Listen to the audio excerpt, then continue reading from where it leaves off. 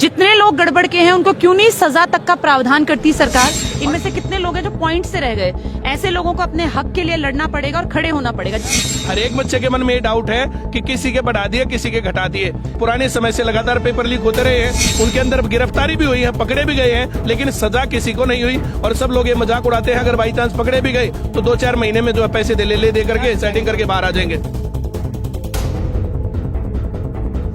पानीपत से जो paper leak हुआ था, जो उसका ग्राम शिव का पहले, इसके बाद हरियाणा पुलिस का पेपर लीक हुआ। इस प्रकार से गिरफ्तारियां होती हैं लेकिन बाद में उनको छोड़ दिया जाता है। सबसे बड़ी दिक्कत ये है। अब ये रॉबिन जैसे जो पूरे गैंग चलाते हैं, इन लोगों को बाद में जो है छोटे मोटे होकर के छोड़ दिया गया।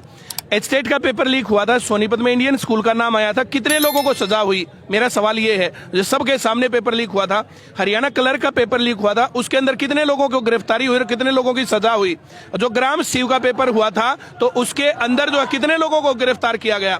ये बार बार गिरफ्तारी तो होती है लेकिन उसके ऊपर एक्शन नहीं लिया जाता, उनको सजा नहीं होती। इस कारण से अपराधियों के हौसले बुलंद हैं। ये बार बार घटना कब तक होती रहेंगी और कब तक छात्र जो है अपने अधिकारों से वंचित रहेंगे? कहती है कि हम लोग एक्शन ले रहे हैं, हम काम कर रहे हैं। 70-75 सालों में मुझे नहीं याद किसी केस का जो असली कल्प्रिट हो वो पकड़ा गया हो।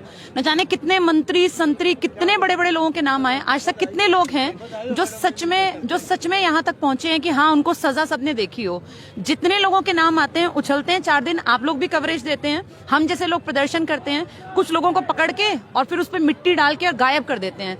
जितने लोग गड़बड़ के हैं उनको क्यों नहीं सजा तक का प्रावधान करती सरकार। और सिर्फ एक दिखावटी पारदर्शिता से सर काम नहीं चलने वाला। युवा जागरूक है, अपने अधिकारों के प्रति सचेत है और अगर सरकार ने अब स्टेप नहीं लिया तो फिर ये रोज जैसे किसानों को लंबा एक प्रदर्शन करना पड़ा, साल से ऊपर उन लोगों को बैठना पड़ा अपने अधिकारों के लिए, हकों के लिए, फिर ये युवा भी इस तरह से प्रदर्शन करेंगे क्योंकि कोई ऑप्शन ही नहीं छोड़ेगी सरकार। कहाँ जाएं ये लोग? 1 सिपाही 2 सिपाही, आप और हम अच्छी तरह जानते हैं कि ये हजारों लोग इसमें इन्वॉल्व हैं और इसमें असलियत ये है कि बड़े स्तर के लोग इन्वॉल्व हैं जिन तक जानबूझ के शायद सरकारें या पुलिस पहुंचना नहीं चाहती और पहुंच जाती है तो उनके नामों को मिट्टी डाल देते हैं, उन लोगों को सामने आने ही नहीं देते। रॉबिन जैसा क्या एक ही आदमी इस पूरे सरगना को संभाल रहा था?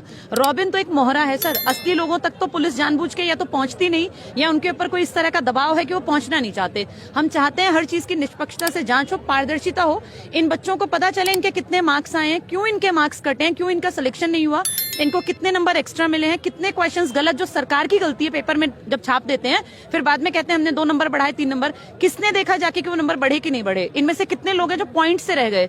ऐसे लोगों को अपने हक के लिए लड़ना पड़ेगा और खड़े होना पड़ेगा, जिसलिए हम प्रदर्शन कर रहे हैं। एक के बाद एक अपराधी आ रहे हैं, हर स्तर पर आ रहे हैं, हजारों की संख्या में नौकरियां लगवाने वाले लोग आ रहे हैं। तो पूरा का पूरा इनका जो इंटेलिजेंस का नेटवर्क है वो पूरा फेल है क्या?